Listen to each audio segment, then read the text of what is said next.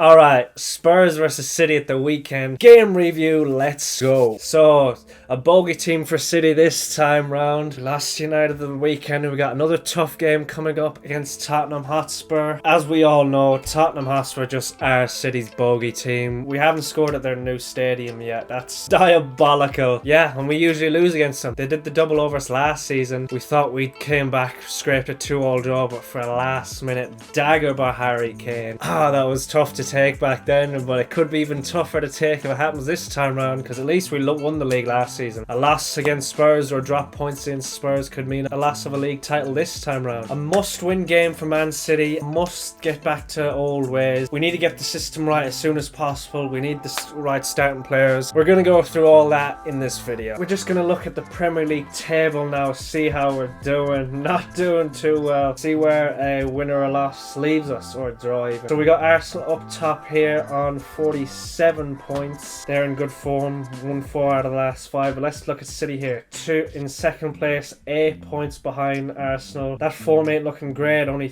3 wins out of 5 so that's in the last 6. 3 wins out of 6. We got 2 losses and a draw in there as well. That ain't good. Tottenham Hotspur, just as bad, a little bit worse actually. They got 2 wins in their last 6, 3 losses and a draw. They are 6 points behind us, but they've played a game more. So their form ain't looking too good going into this either, which is usually good omens for this game, but it's Tottenham Hotspur. It's like playing United. All form goes out the window realistically, just because they're our bogey team. It's like what Everton used to be. Everton used to be our bogey team a couple of years back. That's what Tottenham Hotspur are now, but it's even worse. They did double overs last season, like I said. They're like our kryptonite. It's like United when they're under Ollie, or even at the weekend. Counter-attacking football is not our strong suit. It's what has caused Pep to change his tactics drastically to gain as much control as possible, because he's so fearful of the counter-attack. It must have been Liverpool who started this. As we know, we've seen in the All or Nothing documentary, he was petrified of them. But yeah, Tottenham Hotspur, not good form, but City not in the best of form either. Let's just look at some of Tottenham's previous results as well. 2-0 to Arsenal at the weekend, as we all seen, if you watched it I guess. But yeah, 2-0 at Arsenal. Arsenal were very good, to be fair. Arsenal just are very good, to be fair. Tottenham did better in the second half like they usually do, which is so strange why they don't play like that in the first half. They've been doing it all season, to be fair. They're just a completely different team in the second half. They usually always go behind in the first half. I've seen it at the weekend during the Arsenal game. They're the team that has gotten the most points from losing positions in the league this season. It's just strange that comparing their first half to their second half is night and day. It's quite ridiculous. So Arsenal obviously went 2-0 ahead in the first half and just held on to their lead very well. Tottenham didn't have that. Did they have that many clear-cut chances? I'm not too sure. Aaron Ramsdale came out, made a couple of catches, a couple of saves here and there. A howler from Hugo Lloris in the first half. That was awful. 1-0 against Portsmouth. That's FA Cup. They're against lower teams. You'd expect them to win. 4-0 against Palace. Now that was That was an impressive win. 2-0 against Villa. Not a good win. 2-2 against Brentford, although Brentford are kind of decent, so that's not the worst result. 1-0 against Nice. They should have been winning that. 4-0 against Motherwell. That was before the World Cup. So after the World Cup, it's been a draw and a friendly. Sorry, that definitely doesn't matter. We had 2-2 against Brentford, 2-0 loss to Aston Villa, 4-0 win versus Palace, 1-0 win versus Portsmouth, and a 2-0 loss versus Arsenal. So the post-World Cup, they're not been doing well at all. So the only real game that's been decent from them has been a 4-0 win over Crystal Palace. Of course, that's the only game Harry Kane turns up and he gets his both goals there, but when it matters against Arsenal, nowhere to be seen. I remember during the last 10-15 minutes or so, he'd moved out to the left wing to let Richarlison go up front, but I thought that was a bit of a weird move. It seemed like he, moving away from the ball, didn't want to be involved in play. He's the captain and he's their best player. He should be the one showing for the ball, trying to create something, because he's their creator as well. And I expect him to do that against City. I expect him to be dropping deep and playing through balls to Son and whoever plays alongside them. Either if it's Richarlison or Kulusevski, we'll see who I predict later on. But yeah, that's Spurs form. It's very bad, but as I said, it doesn't really matter when they play City, because they're just City's kryptonite. But we'll go watch see City's results. We went through them last week in the United preview, but we've got a new result to add to that one. A 2-1 loss versus Man United. Love to see it. So just to make the form even worse. That's 2 losses in a row. 2 goals conceded in each one. We all know that the offside was offside, but yeah. 2-0 loss, 2-1 loss against United, 2-0 loss in midweek. At least we got an FA Cup win against Chelsea. 2 wins against Chelsea. They just paper over cracks, I think, because Chelsea are awful. Although the 4-0 win, the system was better in that game. And then a 1-0 1-1 draw. 3-1 against Leeds. That was a decent game. 3-2 against Liverpool. Yeah, so this is what what's happened after the World Cup. So 3-2 win. Still not keeping clean sheets unless it's against Chelsea. So we need to play Chelsea again as soon as possible. But we're playing their North London rivals. But yeah, we haven't kept a clean sheet since Chelsea, but as I said, Chelsea are rubbish. So since we've come back from the break, no clean sheet. But the return of Ruben Diaz is the main one, and John Stones. We'll see if they get in the team later on. Hopefully we get them back and get some clean sheets. I think it was like Ruben Diaz had played 14 games this season. I think it's like 10 clean sheets. So we get him back and hopefully we keep a clean sheet this time round. We really need that, to be honest. So that's Man City's form coming into it. I just want to go back to the table. Do we play before Arsenal? Arsenal play Man United this weekend, so that'll be a big game. United are in great form. 5 wins in the last 6 with that loss coming up there before Christmas, I think. So they won their last 5. They've won every game since Ronaldo's left. Arsenal are in tip-top form as well. Only draw coming against a very good Newcastle. So hopefully United win. Yeah, depending on Man City's results though. City lose. Would I prefer United win or an Arsenal win? Draw. Give me a draw. Both of them drop points. Oh, yeah, I prefer a draw then. I think I prefer a draw, even though I want Arsenal to lose as many points as possible just to keep them in the pack. Would I sacrifice United going ahead of us? Oh, I don't think I would. I'd want a draw. I don't want United going up above us. If we're going to lose the league, let Arsenal come first and us come second. I don't want United coming second and us coming third. Nah, cannot be bothered with that. Can't have that. So yeah, that is the context coming into this game. Let's go into the Spurs lineup and see how I think they'll set up. So this is how I reckon, or that I'm predicting, the Spurs will line up. Lloris will stay in goal because he's their first choice, even though he had a howler at the weekend. Same back 3. That's their main back 3. Longley, Dyer, Romero. That just seems to be their standard 3. But the changes that I predict is where it come into this midfield here. I think Højbjerg keeps his place. He's the main man in midfield. Doherty, I think, he'll stay out at right back. I don't think Spence or Emerson Royale will come in for him. I think Perisic will come in for Ryan Sessegnon. I think that will be the big change at left back. That was the replacement they made at the weekend. Perisic came on for Sessegnon. So I'm expecting him to start this game anyway. We'll see if he plays the full 90, but I expect him to start this game. Yves Bissouma, I think he might come in for Pape Sarr. I'm not too sure on that one though. The reason I say that is because Sarr's been getting games, but Bissouma's not been in the squad. So maybe the only reason Pape Sarr's been getting games is because Bissouma's been out. And Bissouma came back at the weekend, replaced Pape Sarr. So I think he might get a start this time round. You have the 2 boys here, Harry Kane, Heung-min Son. They are the danger men against City, but it's this one here, Dejan Kulusevski. It's either him or Richarlison. I feel Richarlison is kind of similar to Bissouma. Hasn't been in the team because he's not been in the squad with the World Cup and whatnot. He's only just came back into the squad, I think, the last game, and he got some minutes. Did he get the minutes over Kulusevski? No, he got minutes over one of the centre backs or a defender. He came on for a defender, but Kulusevski got 88 minutes. He was replaced by Brian Heel or Gilo, however you pronounce his name. Yeah, but I think it's down to Richarlison and Kulusevski. I'm just gonna go with Kulusevski on this one just for balance. Left foot on the right, right foot on the left in Son. That's the one I wouldn't be surprised if it's Richarlison. That's the only if you want to have on this one. But players to watch, I think it's obviously the 2 men that always cause us danger, always cause us harm, always score against us. It's Harry Kane and Heung-min Son. Harry Kane to drop deep and Son to run in behind.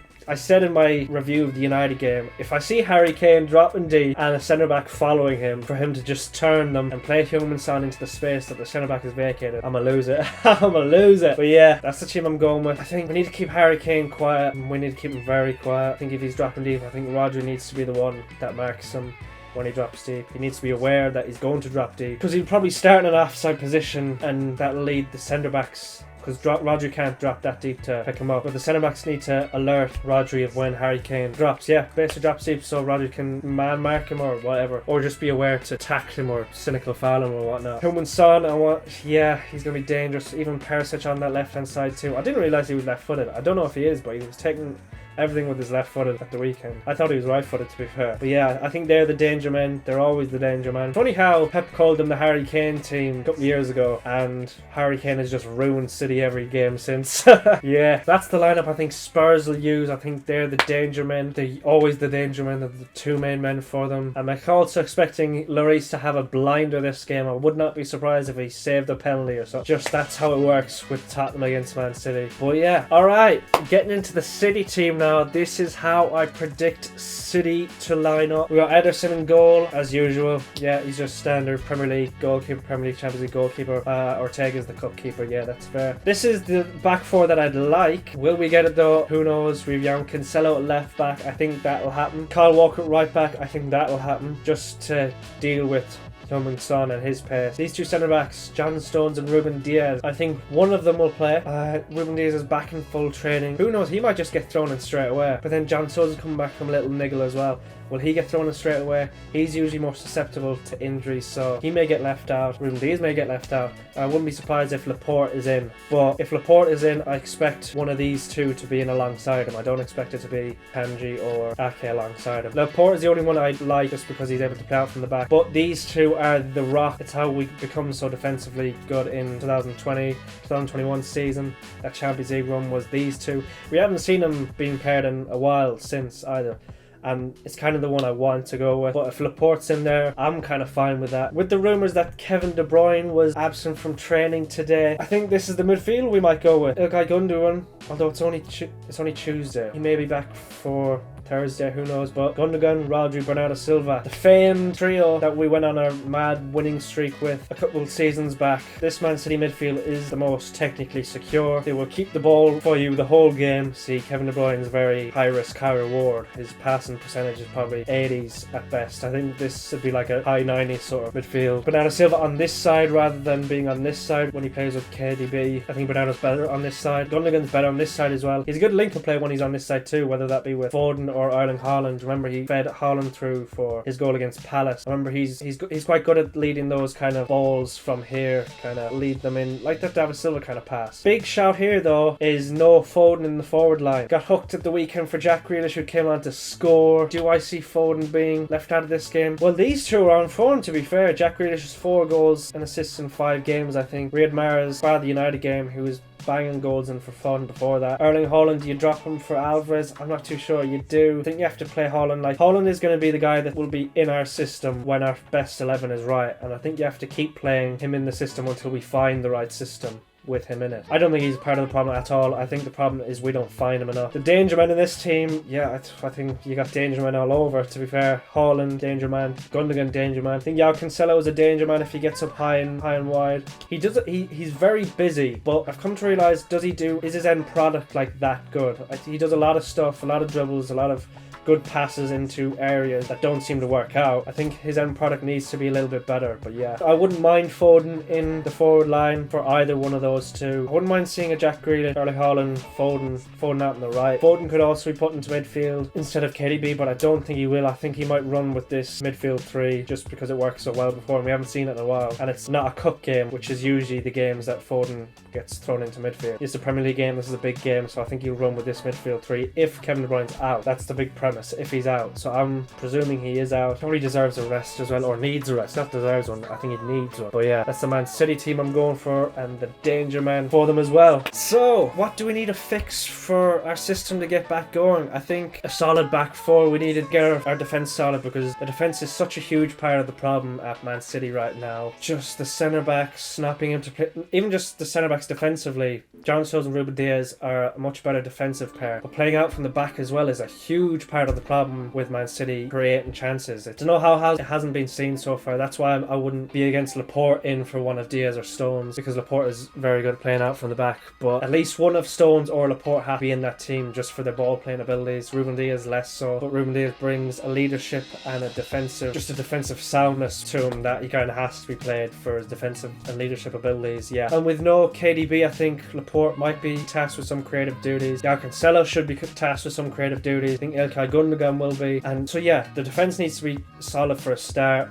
I don't want Gomez or Lewis in. I think they're not going to be in the team long term, so I think we need to just find our good back 4. Kyle Walker's part of that. 2 out of 3 of John Stones, Ruben Diaz and Laporte are part of that, and I think João Cancelo is a part of that as well. I think Akanji, and I said in the United review, Akanji and Ake are 4th and 5th choice centre backs, so we need to get our top centre backs back in the team, get that defensive structure going, get confidence in the team as well. When you have confidence at the back, it helps you going forward. I think that midfield that I've chosen as well might be a steady midfield to get our confidence back and get us on a little bit of a streak going. The forward line as well, I think that's a big part of the system as well. The wingers have to be on their A game now. They have to start producing, not just security that Pep loves. Pep picks Mars and Grealish or brought them in because they're good on the ball as well, but they need to start taking men on, going down the line, one-on-one dribbling, beating players. People think Grealish can't do it, but he can do it. It's just he doesn't do it quite often. Riyad Mahrez has a lack of that as well. He usually cuts inside quite a bit. I need João Cancelo getting high and wide, providing Grealish with that overlap. He needs to provide overlaps as well. He usually cuts inside too often as well. He needs to provide overlap just as a decoy, even if he's not going to do anything, just as a decoy to help Grealish out. We need to be finding Erling Haaland a lot more as well. We haven't found him hardly at all in recent games. We don't go long to him down the channels. I did like him dropping deep against United in the first half to get on the ball a bit. He got us out of a couple of situations when playing out from the back, but that was just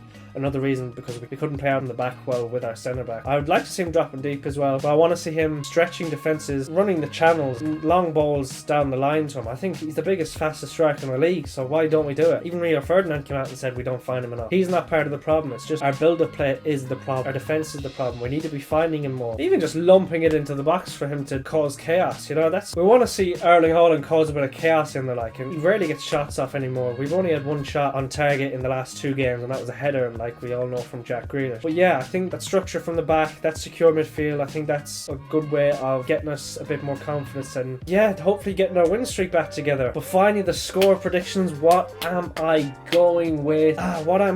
It's Spurs. It is a tricky game. I went negative in a 2-2 draw at the weekend against United, and we actually lost that. But so if I go for a win this time, will we draw? Maybe. But no, I think if we go with this team, with that back four, that midfield, and you could throw in Foden in the forward line, I think that midfield could be the one. Yeah, so if that back four and that midfield, I think we might win the game. I think we just might. I'm gonna go with, I think it'll be 2-1. We go 2-0 up though. Yeah, I'm gonna go for that. I'm going 2-1 City win, drawing some points back onto Arsenal, reducing their lead, and hopefully United then beat them. Only if we beat Spurs though. So yeah, that's my Spurs preview. Let me know your score predictions in the comments below. Do you think Ruben Diaz and John Stones are ready to be back? Do you think KDB will play? Yeah, let me know. So as always, don't forget to like and subscribe, and I'll see you next time. Peace.